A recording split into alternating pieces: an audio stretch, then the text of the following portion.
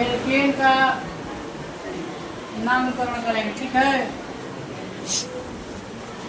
उड़ा रहा है बहुत ठीक। सामान्य सूत्र क्या होगा इसका?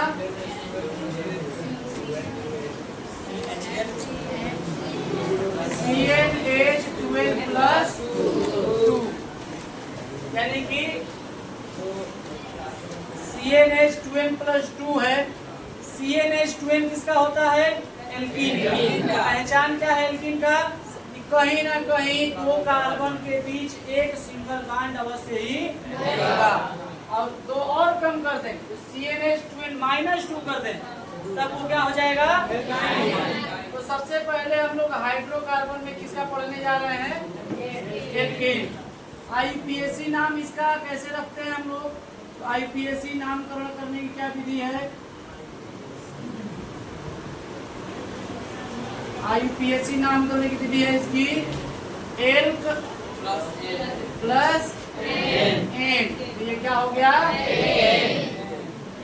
एल्केन।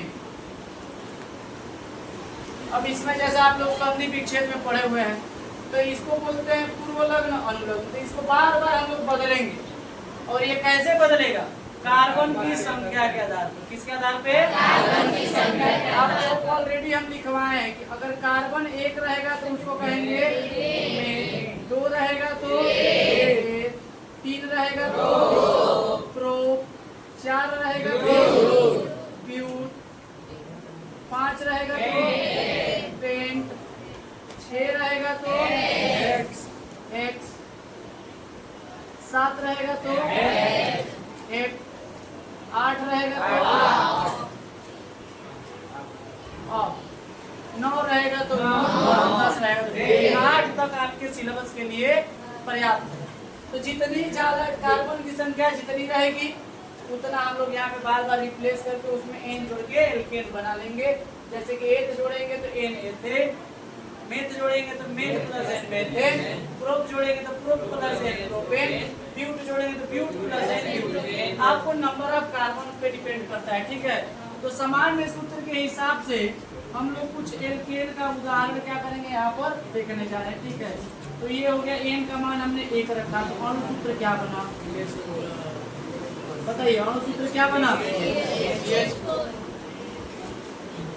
CH। यहाँ पर हमने रखा 1 कार्बन और एन के जगह पे 1 रखा तो 2 1 जा 2 हो गया प्लस 2 कितना हो गया? 4। ये नंबर ऑफ हाइड्रोजन कितने हो गए? 4। अब इसका हम लोग क्या करेंगे? संरचना सूत्र बनाएंगे। क्या बनाएंगे? संरचना सूत्र। संरचना सूत्र में 1 कार्बन, और आपको ऑलरेडी हम बता चुके हैं कि कार्बन के पास सदैव 4 घंटियां उपस्थित रहनी चाहिए। यानी कि कार्बन के पहली कक्षा में 4 इलेक्ट्रॉन होते हैं और वो कार्बन उससे हमेशा किसी अन्य तत्वों के साथ या तो सिंगल बॉन्ड से जुड़ा रहता है या डबल बॉन्ड भी बना सकता है या ट्रिपल बॉन्ड भी बना सकता है। प्रत्येक केस में 4 घंटी उसके पास होनी चाहिए। तो 1 कार्बन है और आपके पास 4 हाइड्रोजन मौजूद है, तो 4 हाइड्रोजन क्या होंगे? सिंगल कोवेलेंट बॉन्ड, एकल सहसंयोजी बॉन्ड द्वारा क्या हो जाएंगे? जुड़ जाएंगे, जिसको हम लोग यहाँ पे हाइड्रोजन से ऐसे जोड़ के इसकी संरचना सूत्र को ऐसे प्रदर्शित करते हैं। अब हम लोग इसका लिखेंगे IUPAC नाम। IUPAC नाम में 1 कार्बन है, 1 कार्बन के लिए क्या यूज करना है? तो ये हो जाएगा मेथ एन। ये क्या हो गया? मेथेन। सीरीज खोल के आप लोग देखेंगे तो 2024 में आया है, इसका नाम भी आया है और एक प्रश्न में इसका संरचना बनाने को आया है, ठीक है। अब कार्बन की संख्या को 2 कर दें। क्या कर दें? 2। तो कार्बन की संख्या को यदि हम 2 कर रहे हैं तो यहाँ पे 2 कार्बन हमने ले लिया। अब यहाँ भी 3 हाइड्रोजन, यहाँ भी 3 हाइड्रोजन, या फार्मूला के थ्रू जाना चाहते हैं तो यहाँ पे रखिए C2 और 2 गुना 4 2 6 हाइड्रोजन कितने हो गए? 6। अब इसका संरचना बनाना है। संरचना बनाना है एकदम सरल। 2 कार्बन को सिंगल बॉन्ड से जोड़ दो, आपने जोड़ दिया। इसके पास अभी कितनी डंडी है? कितने की आवश्यकता है? आपने 3 लगा दिया, 3 की आवश्यकता है, 4 हो गया, इसका काम खत्म। इसके पास कितनी फिलहाल डंडी है? कितनी की आवश्यकता है? 3, आपने 3 और लगा दी। आपके पास 6 हाइड्रोजन है और 6 डंडियां की भी जगह आपके पास खाली। आप क्या कर दो, हर एक बॉन्ड से क्या कर दो, हाइड्रोजन को जोड़ दो। इससे आप देखेंगे कि कार्बन के भी ऑक्टेट पूरा हो गया और जितने रिक्वायरमेंट थे हाइड्रोजन वो भी क्या हो गए, सेटल हो गए। तो आपने सिंगल बॉन्ड से जोड़ा तो चुकी है ना, तो सिंगल बॉन्ड कार्बन के मध्य में रहेगा ही रहेगा। अब इसका नाम रखने की बात आ रही है, इस फार्मूले में कितने कार्बन है? 2 के लिए क्या यूज करना है? नाम क्या हो जाएगा? A plus N is equal to A plus N, क्या हो गया? ठीक है। इसमें रहता है क्या ऊपर? नहीं रहेगा यार। चलो एथेन हो गया। अब 3 कार्बन की बात करेंगे तो 3 कार्बन का फार्मूला हो जाएगा C3 और 3 गुना 6 2 C3H रहता है C3H8। अब जरा ध्यान दो, C3H8 इसका संरचना सूत्र बनाना है आपको, बहुत आसान है। 3 कार्बन, तीनों को सिंगल बॉन्ड से क्या कर दो, जोड़ दो। तीनों को आपने क्या किया, अब क्या करना है? इसकी 4 पूरी हो गई सी हो जाता। इसके पास ऑलरेडी 2 डंडी है, एक पर लगा दिए। इसके पास 1 है तो किसकी कितने की कमी है? बाकी सारी डंडियों को हमने क्या रख दिया?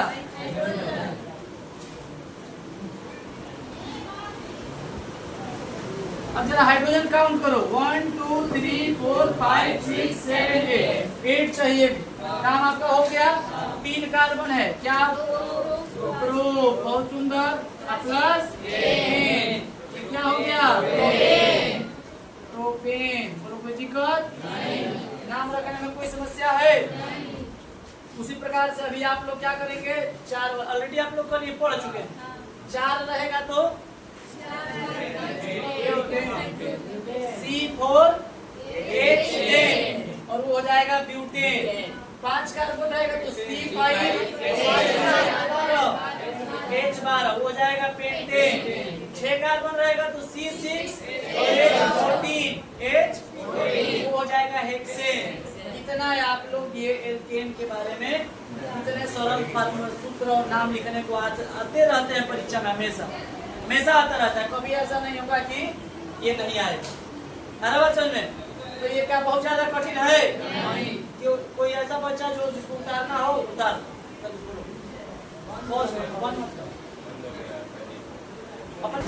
अब देखो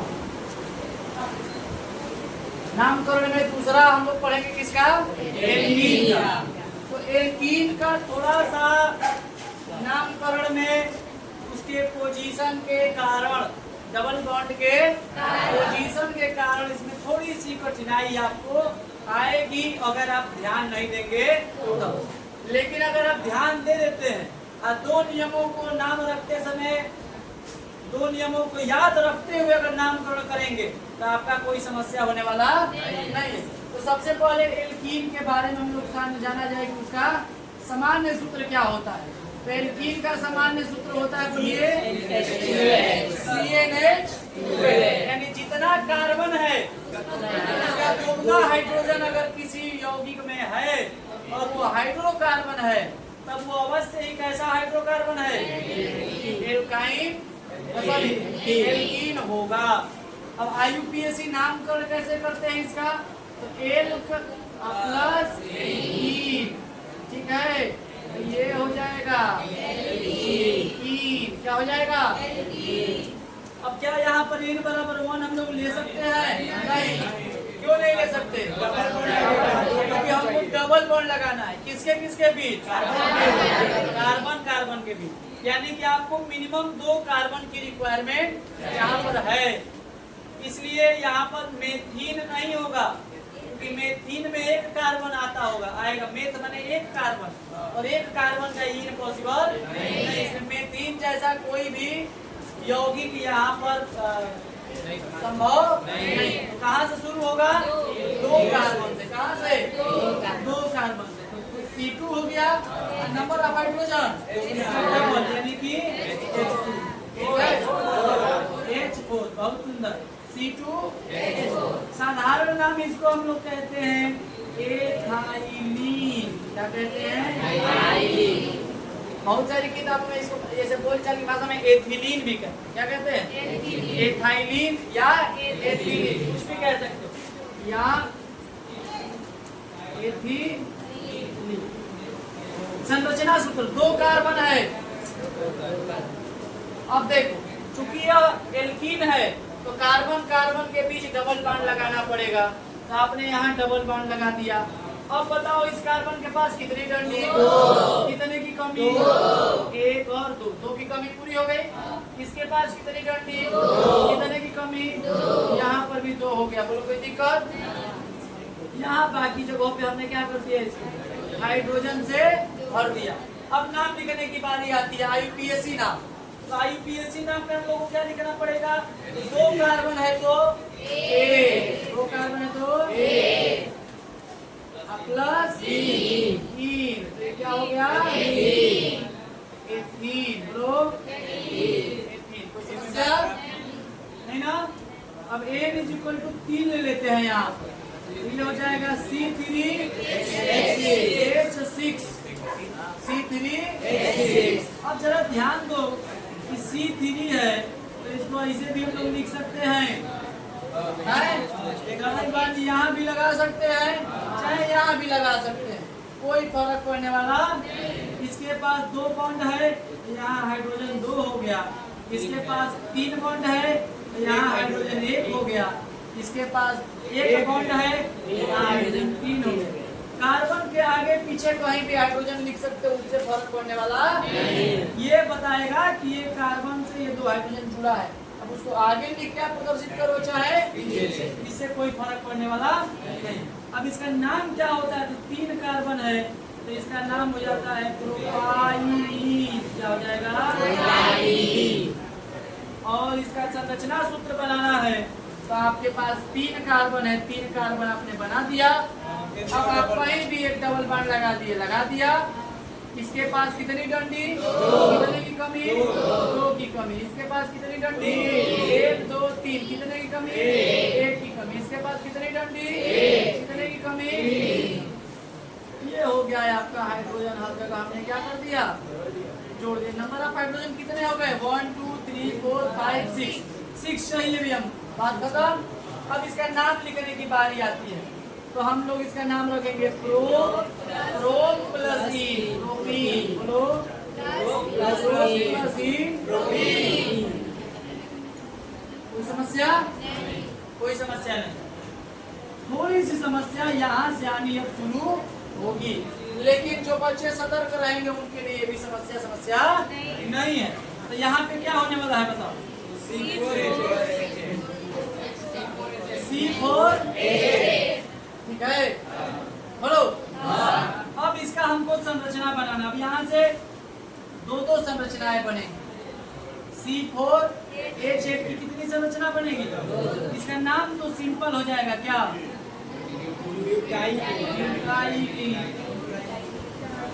ठीक है। और इसकी 2 संरचना बनेगी। क्यों बनेगी?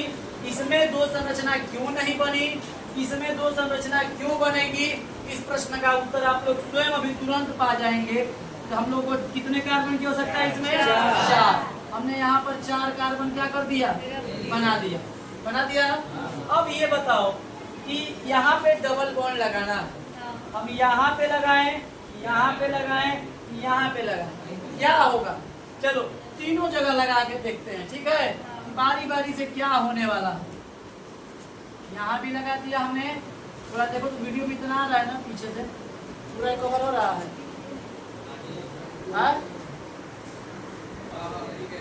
बंद हो गया है, ये डिस्प्ले पे आ रहा है ना।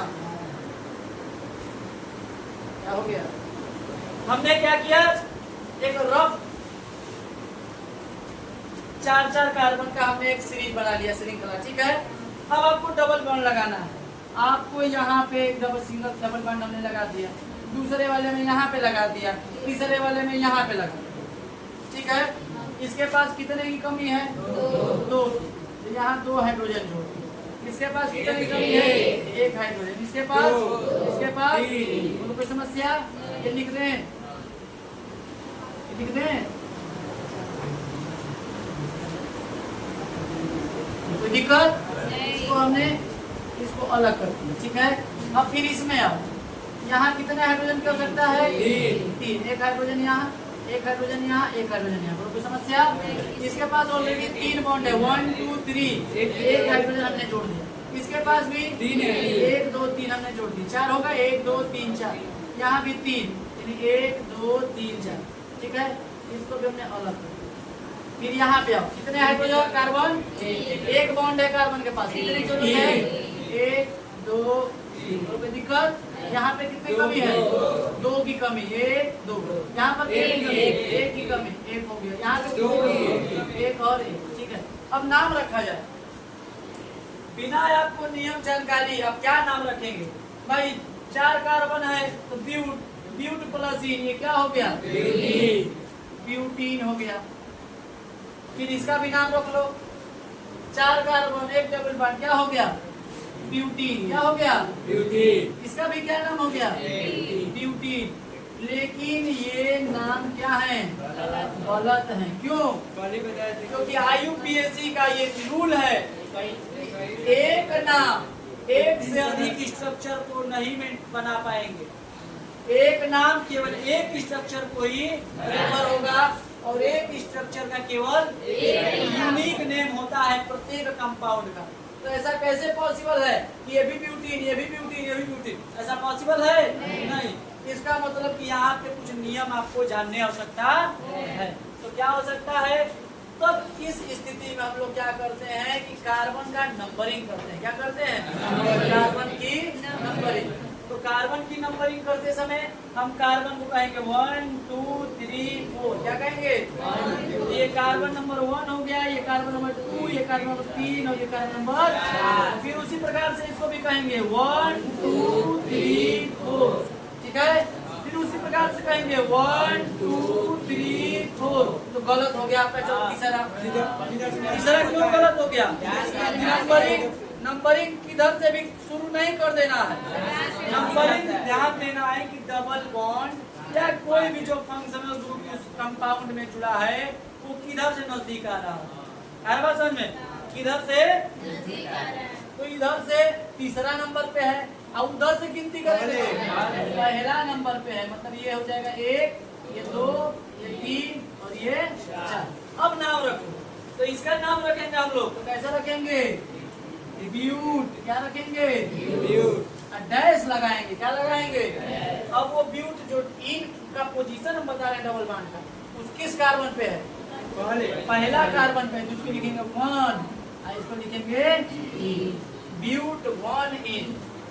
गणित का कोई अंक आ रहा है, अब कोई अक्षर आ रहा है, तो उसके बीच में डैश का प्रयोग किया जाता है। गणित के ही अगर 2 अंक आ रहे हैं तो बीच में गामा का प्रयोग किया जाता है। ठीक है, बात समझ में? लेकिन देखो कक्षा 10 में आपके किताबों में, सीरीज में जो भी आप देख रहे हैं, उसमें इसको हम लोग